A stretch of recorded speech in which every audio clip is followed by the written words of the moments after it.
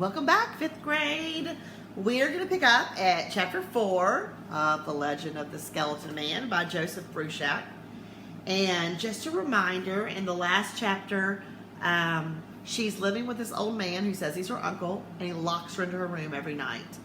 And she has this dream, and her dad calls them an aware dream, that you know you're dreaming, but if you pay attention, you may get some detail from it. And at the very end, there's a little rabbit that she saves, saves in the dream, and it tells her, I'm going to help you. Little sister, the rabbit says, thank you for sparing me. Now I will tell you what you must know. The one you think is your uncle is not human. So we're going to pick up with chapter 4, and it's called Dark Cedars. I could still hear the rabbit's voice when I opened my eyes. I look at the clock next to my bed. It's morning, time to get ready for school. I rummage through my suitcase in the cardboard box and find what I need. I don't feel like putting my clothes into the creepy wardrobe. When I was little, my mom read me that book about the wardrobe of the lion and the witch. I wish that I had a magic wardrobe that I could crawl into and end up in some strange land. Now that I'm really in a strange land, all I want to do is crawl back home. But if there was some kind of magic door in that wardrobe, it'd probably take me someplace even worse than this. I take my toothbrush and go into the bathroom. The only good thing about the room is that it has a bathroom connected to it. It means I don't have to go out into the hall or downstairs yet and see him. There's a bathroom built in because the former owners tried to run a bed and breakfast. There's actually an old sign leaning on its side against the house, Dark Cedars Bed and Breakfast. The name alone is enough to scare people away from it. But I think it probably didn't work out because this place is too far from the center of town, even though it is near Three Falls Gorge, which is the town's main place of scenic beauty, as our Chamber of Commerce puts it. When my uncle got this place, he took down the sign. While I'm in the bathroom, I look at myself in the small, smoky mirror hanging over the sink. I think I have the kind of face only a mother could love, but both my parents tell me that I'm wrong. They think thick eyebrows that almost meet in the middle and ink black hair that grows so thick I need hedge clippers to trim it are positive assets. There is so much you can do with that hair, my mother says, like get it cut short and dyed blonde. My nose is okay. It's not bumpy or too short or too long, but my lips are too thick. My cheeks look as if I have apples stuffed in them. And when I smile, my teeth are straight, but there's this gap between my incisors on top. Braces will do wonders for you, dear. As if, I think.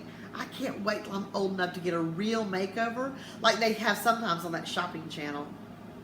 Still, though, I'm not thrilled with how I look, but I don't hate how I look. I can just see some room for improvement. And I know that people must like my face at least a little because whenever I smile at someone, they always smile back. Except for my uncle. I tried smiling at him yesterday. He just studied my face like a scientist looking at some strange new bug until my smile crawled away and died. I certainly won't try that again. I sigh and lift up my chin. At least I don't look like a terrified victim in some slasher movie. I just look like a kid about to catch the bus. I leave the bathroom and try the door. It's not locked from the outside anymore. It never is by this time. I peek outside carefully.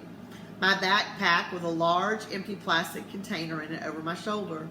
No sign of anyone up or down the hall. As soon as I start down the creaky stairs, he hears me. Come down to breakfast, he whispers up the stairs. He's standing at the bottom, half hidden by the old coat rack. He turns and walks away. He doesn't like for me to see his face in the morning, or ever for that matter. I go into the sunroom. It looks like it used to be a screened porch once. It has a floor of cold stone tiles and is connected to the back of the house. Its 4 big windows and sliding glass door were probably meant to let in the sun and give you a view of the garden. But there is no sun today, and it does look like there's been a garden out there for quite a while. The places where flowers once grew were overgrown with nettles and burdock and a few small sumac trees. Their leaves all red now that there's been a frost. Although there's room in the sunroom for several tables, there's just the one. It's a glass-top table with rusty blue metal legs.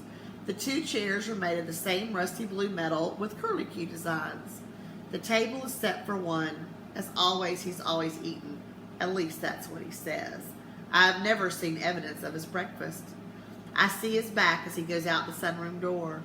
I'm never allowed to go out that way towards the big shed in the backyard with heavy-duty hinges on the thick bolted doors. His tool room, he says. I wonder again what he was doing out there last night. Eat your breakfast, he calls back without turning his head. You're looking thin. Then he's gone, and I take my first real breath of the day. The food on the table looks good. I'm hungry. Grapefruit cereal, toast with butter and jam. I put my backpack under the table between my knees. I take the lid off the plastic container of the backpack and pretend to eat. But each spoonful of cereal, each slice of toast, each piece of fruit goes into the plastic box. I snap the lid onto it and close the backpack. Then I pretend to wipe my lips with a paper napkin, ball it up, and put it on the now empty plate. I'm just in time because just as he's done every other day, he sticks his head out of the door of the shed to see if I've eaten my food. Done! I call out in a cheery voice. Then I stand up and walk to the front door, trying to be as calm as possible, hoping that it will not be locked. It isn't, and I escape down the walk to the corner where the school bus will arrive within 5 minutes. Time enough to dump the food down the storm drain at the curb edge. Let the rats deal with it. Super paranoid, I know, that's what you're saying now. Melodramatic, but I'm determined not to eat the food that he gives me. I think he put something in it. When I first got here, I ate what he put in front of me automatically. I started having a headache and my heart was racing, and I felt like a zombie. When I went to bed that night, I just conked out. I didn't even dream. The next day, I started my Tupperware routine. If I'd kept eating that food, I'd probably be walking with my arms held out in front of me saying, "Yes, master," in a hollow voice whenever he spoke to me. When the bus comes, I take the first seat. Other kids are sitting with friends, but I stay by myself. This isn't the bus I used to take. No one in my class is on it, and people are still checking me out. I haven't been in a hurry to be all bright and cheery with my new busmates either. When the bus stops in front of the school, though, I have to start smiling. This is my place of refuge. I'm safe here. Other kids might groan when they walk through those big front doors, but I breathe a sigh of relief. It's all so routine and boring here. I love it. Although when Laura Lowe, who is my second best friend, waves to me from her locker, I pretend not to see her and just go straight into class. I know she wants to talk to me about Greg Iverson and how cute he is and do I think he likes her, and I can't bear it. For some reason, I just can't think of anything to say to other kids right now, and all the stuff that used to interest me seems kind of unreal. In our class, it is Don Quixote Day. At least it is for Miss Showbiz. We're all groaning by the time she finishes belting out her medley from Man of La Mancha. I'm groaning the loudest because it makes me feel so safe, so normal. I feel so great that when Ms. Shabbos tells us to open our workbooks, I burst out in laughter that is so loud and inappropriate that everyone, including Ms. Shabbos, looks at me. Maureen Viola, who's my best friend who sits 2 seats away from me, looks at me and mouths the words, "What is wrong with you?" All of a sudden, I feel as if I'm about to burst into tears. I have to put my head on my desk. What is wrong with me? I'm not being tortured or anything. My uncle was kind enough to take me in. He's just a little strange. Maybe I'm the strange one with my worries about being drugged and blockading my door at night and imagining what might be happening in that shed. Too much imagination, that's me. Miss Shabbos has a little talk with me that afternoon. She asked me to wait behind when the rest of the class is leaving for gym. She's worried about my behavior. Is everything all right, she pauses, at home? What home? That's what I want to say. I want to scream and cry and have her hold me in her arms while I sob against her shoulder. But what good would that do? So I give her my patented sunny smile. Everything is fine, really fine. But Miss Shabbos doesn't smile back. Really? She says in a soft voice. And then she looks beyond the smile, right into my eyes, as if she can see my thoughts. It's not the way my uncle does it, not like someone stealing a part of me. It's not even like an adult looking at a kid who's been unreasonable. It's the way a true friend looks at you when they say they want to help you and really mean it. No, I whisper, it's not. And then I tell her. I don't tell her everything because now that I'm in school, my fears seem a little foolish. I don't want her to think I'm being melodramatic. But I tell her how I feel, how weird it is in my uncle's house, how I really, really don't want to be there. And she doesn't interrupt or ask questions. She just listens, nodding every now and then. When I'm done, I feel lighter, as if I'm no longer carrying a 10-ton truck on my shoulders. Miss Shabbos lightly places her hands on my shoulders. She doesn't say I'm being foolish or that I should grow up. Sweetheart, thank you for telling me. She turns slightly and writes something on a card. Here's my home phone and my cell phone. You call me anytime and we'll get through this together. Right, I say. And for the rest of the day, in school, things seem almost right. But then I take one more deep breath and the school day is over. That's bad. The only good thing is that it's Wednesday. That means I get to come back to school tomorrow and the next day before the weekend comes, which most kids love because it means we won't have to go back to school for 2 days. 2 whole days. I walk home because it takes longer than the bus. I stop at a fast food place to eat enough to kill my appetite. I don't have much money left and I don't know what I'll do when it runs out. But I try not to worry about that now. There are other, more pressing concerns. Finally, it is getting dark. I can't avoid it anymore. I'm headed back to the house of doom. Chapter 5. Eat and grow fat. You may be asking yourself what life is like for me inside that house. Are there spider webs everywhere? Bats and centipedes and mold on the walls? Are there chains clanking down in the cellar and ghostly moans coming from the attic? No. Aside from being dark and set back from the road, it really isn't all that spooky. It's 100 years old, but there are older places in town. And the house is full of modern appliances in the kitchen and the living room.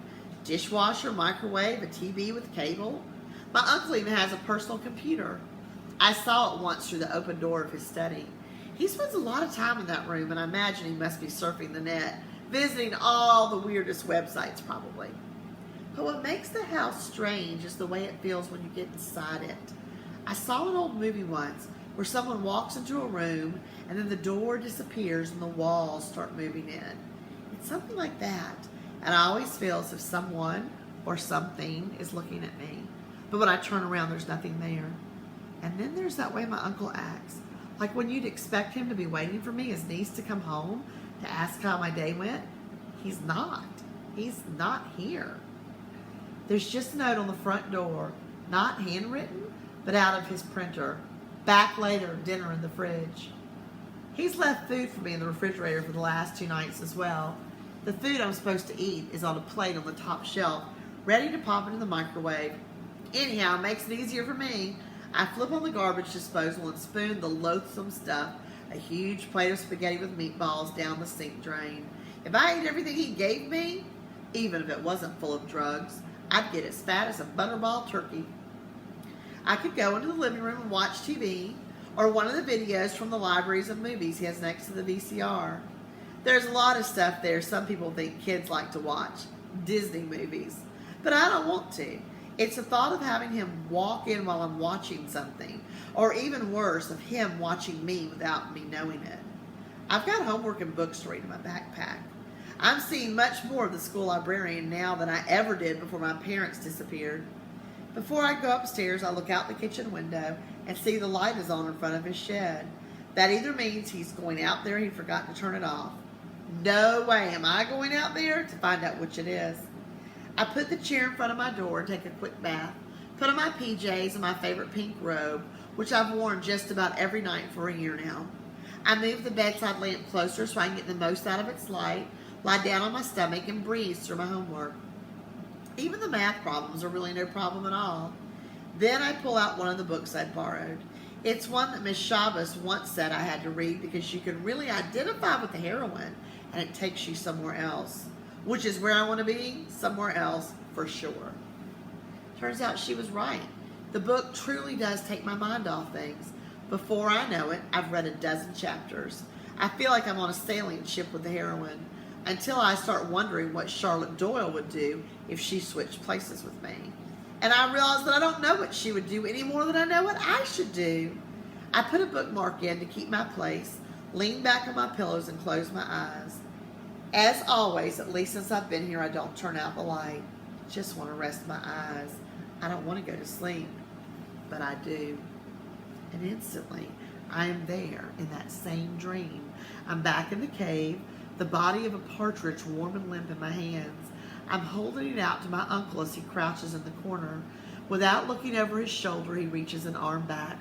I see for the first time that his fingers are long and hairy, and his fingernails are thick and sharp like claws. He grabs the dead bird so hard I hear its bones crack. I thought it would be a rabbit. Didn't you catch a rabbit? No, I say, this is all. And then he begins to eat. I don't see him eat it, but I hear his teeth crunching through feathers and flesh and bones. He eats it all, growling as he swallows. Then he reaches his arm back again. I stare at his fingers. A few small feathers from the partridge are stuck to them, and his nails are red with blood. Hold out your arm, child, he says.